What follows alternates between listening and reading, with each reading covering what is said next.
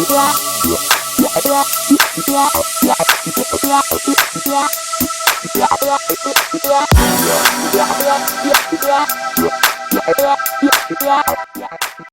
araw po sa ating lahat. Ito po si Manong Eduardo para sa bagong update ng ating channel. Magandang umaga sa ating lahat. Dalangin ko na sana ay nasa mabuting kalagayan ang bawat isa sa kabila ng ating pinagdaraan ng maramihan na namang transmission. Ang virtual presser na ito sa ikalawang VCO study na ginawa ng DOST Food and Nutrition Research Institute ay hangad na makatulong dito sa ating dinaranas. So, the VCO in the fight against COVID-19. So, next slide please. The DOST FNRI study on the effects of VCO, okay, among mild and moderate COVID-19 cases in selected Metro Manila area, okay, confirms the study that, or the results of the study that were obtained from the first study that was held in Santa Rosa, Laguna. In this second study, which was held in Valenzuela City, the direct intake of VCO, okay, in contrast to the mixing of VCO in the meals of the participants, so the direct intake promoted faster recovery of COVID-19 patients who have mild and moderate symptoms. Next slide, please. Like in Santa Rosa, Laguna, VCO was again confirmed to significantly lower the C-reactive protein or CRP, which is a biomarker for inflammation and infection. The CRP values higher than 5 milligrams per liter indicate presence of infection or inflammation. In the Santa Rosa, next slide please. In the Santa Rosa Laguna VCO study, okay, in December 2020, the VCO was mixed with nutritious meals, especially prepared for suspect and probable COVID-19 patients. So these were the people who went to the quarantine center in Santa Rosa when they experienced symptoms. Okay, but actually not all of them turned out to be RT-PCR positive. But just the same, when they were already enrolled as participants, they were made part of the two groups where you have the control group and you have the VCO group. So here, the experimental group who consumed meals with VCO exhibited faster relief from COVID-19 symptoms and quicker normalization of the C-reactive protein level, okay, than the control group. So yun po ang findings dun pa lang sa Santa Rosa. Next slide please.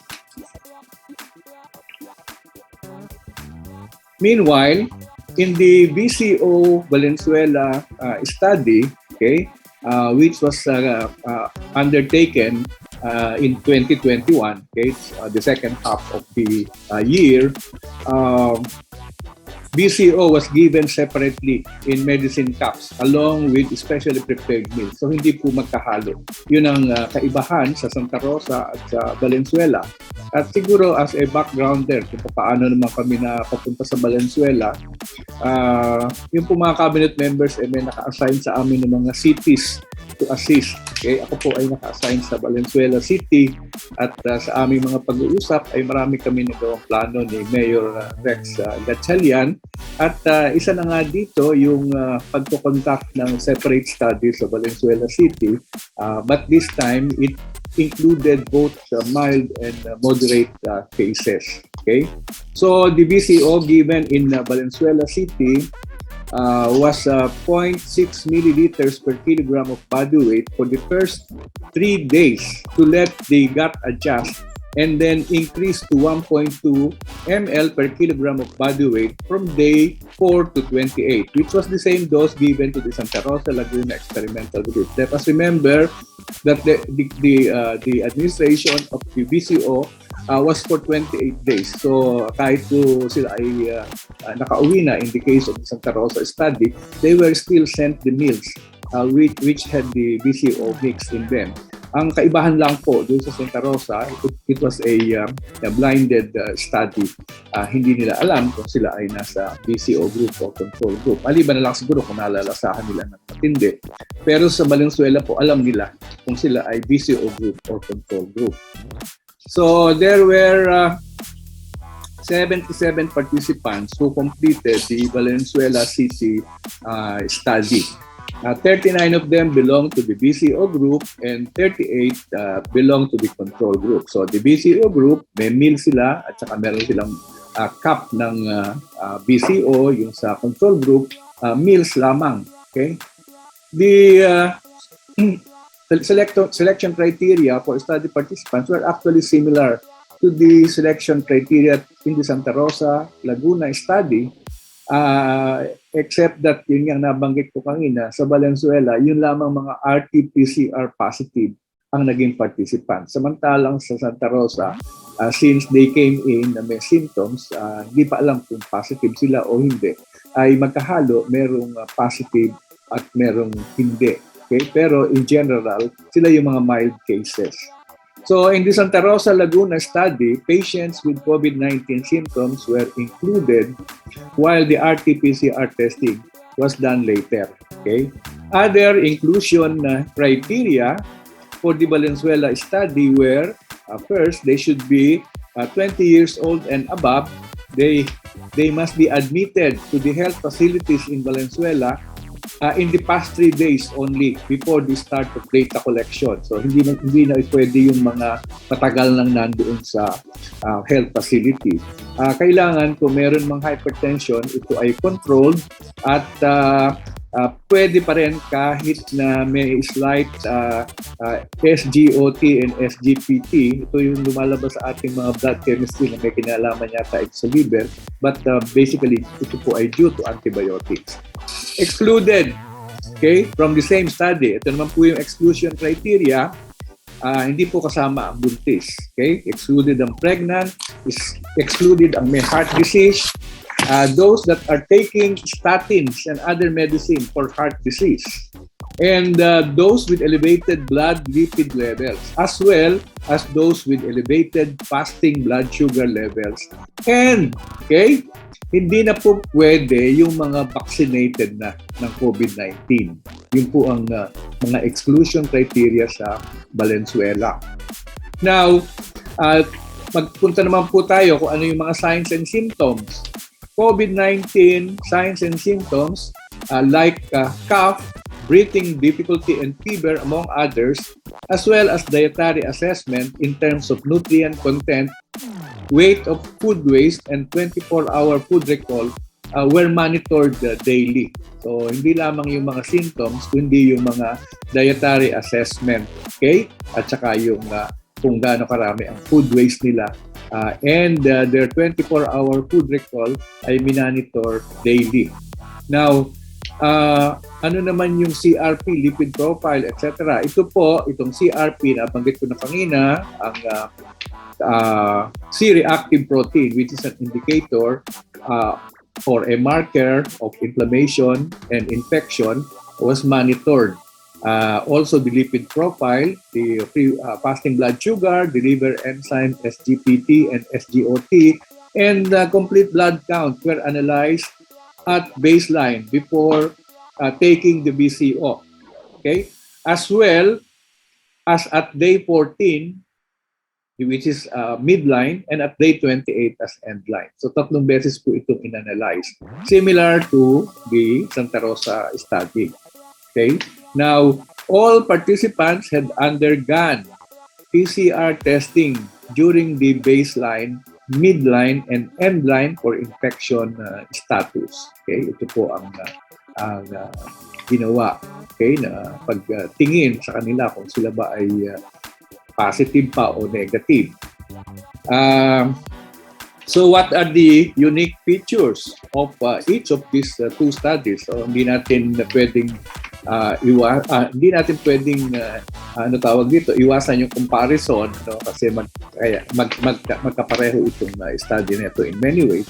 The Santa Rosa study, as I said, mixed the VCO in the meals, while in the Valenzuela it was given in medicine caps.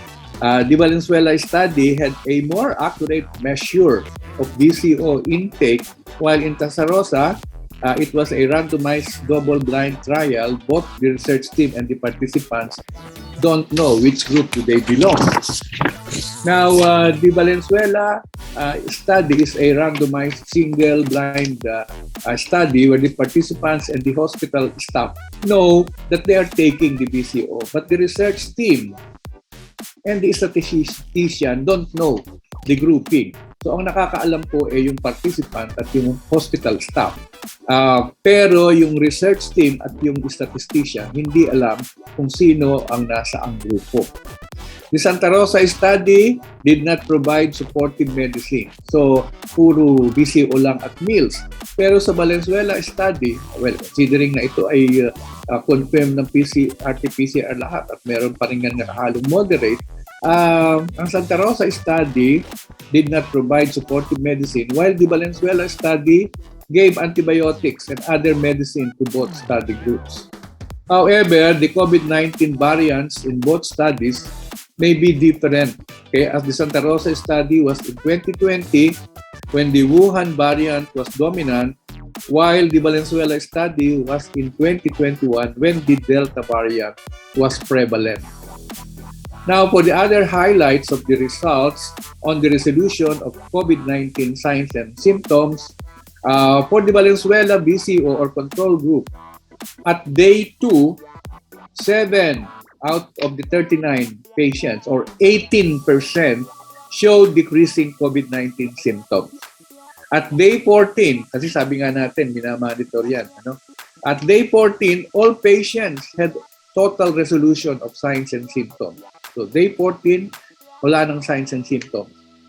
For the Santa Rosa VCO or control group, at day 2, 5 of the 29 patients, okay, or 7% had decreasing COVID-19 symptoms. So, from 18% dun sa Valenzuela, in comparison, 7% dun sa Santa Rosa ang nagkaroon ng decreasing COVID-19 symptoms. At day 18, okay, ay lahat ng pasyente ay wala ng signs and symptoms. Doon sa Santa Rosa, sa Valenzuela, day 14 pa lang, all patients had no signs and symptoms. Magkasama, mild and moderate, wala ng symptoms at day 14 sa Valenzuela. Day 18, nawala for all patients doon sa Santa Rosa. Meanwhile, for the Valenzuela control group or the non-VCO group, okay? Remember, doon sa Valenzuela at day 2 ay 18% na doon sa VCO group ang nagpakita ng resolution of signs and symptoms, okay? Decreasing na. Dito doon sa non-VCO group, nung day 2, 4 lang or 10.5% of the 38 participants experienced relief from signs and symptoms. So, yung nag-take ng VCO, 18% sa kanila, nagkaroon na ng relief from signs and symptoms sa day 2. Okay?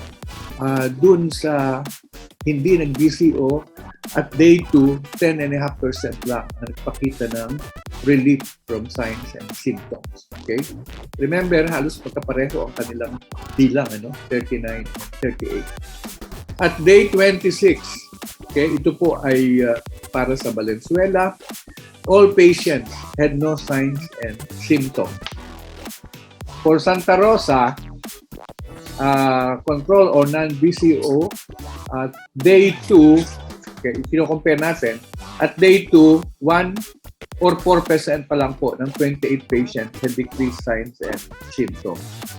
At day 23, okay, all patients had no more signs and symptoms. Remember, kanina, sabi ko, dun sa Valenzuela at day 14, okay, wala nang signs and symptoms dun sa mga pasyente, no? At dun sa ano yon, sa VCO group, dun sa control group naman at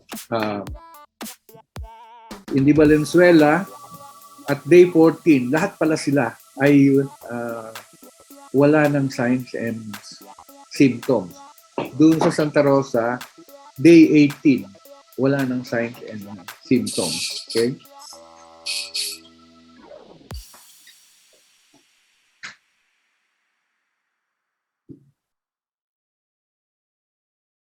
Day 18 pala sa Santa Rosa, yung sa VCO group lamang. No?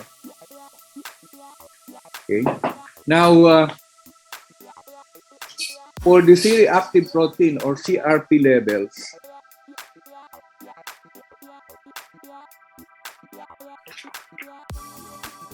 sa Valenzuela VCO group, the CRP levels normalized at day 14 and continue decreasing until day 28. Sa Santa Rosa po, the CRP levels normalized at day 14 also and decreased continuously until day 28. So pareho naman sila. CRP levels in the Valenzuela control group only normalized at day 28. Doon sa mga hindi nag-VCO, doon sa day 28 pa sila nag-normalize. At sa Santa Rosa, yung control group din ay above the cut-off point pa siya up to day 28. Okay? Doon sa control group. The following summarizes the results of the two studies. Okay? As a conclusion, VCO can be an effective adjunct therapy in managing COVID-19 and symptoms, whether mixed in nutrition meals or taken separately. Both VCO trials by DOST FNRI confirmed that VCO hastens the resolution of COVID-19 signs and symptoms. And the VCO used in these studies are compliant to the Philippine National Standards or the PNS. These were analyzed by the Laboratory Services Division of the Philippine Coconut Authority na siya din pong nag-suggest kung alin ang magpo-provide ng VCO from among their accredited producers. These studies are one of the OSTF and RI's collaborative contributions on R&D aimed at providing science-based practical solutions to helping address and manage COVID-19 and its impacts on nutrition, health, livelihood, the economy, and overall well-being. Results of these studies can help boost the VCO industry and uplift the livelihood of coconut farmers and related enterprises. Our urgent message is for stakeholders and our media partners to use the results of this study and help disseminate the findings among their constituents and the general public. I would like to give credit to our partner, the DOST FNRI VCO Valenzuela study is in partnership with DOST National Capital Region, headed by Director Jose Patalinghug III. Okay. Of course, the Philippine Council for Health Research and Development, PCHRD, under Dr. Jaime Montoya. The Philippine Coconut Authority, okay, under the Executive Director, Director Madrigal. And we were also assisted by Ateneo de Manila University and the LGU of Valenzuela City. Napakalaki po ng tulong na ginawa ng LGU ng Valenzuela. So, salamat kay Mayor Rex at sa kanya pang mga kasama. That will be all po. Thank you for your attention, and the panel of experts will be ready to entertain questions during the Q&A portion. Marami pong salamat.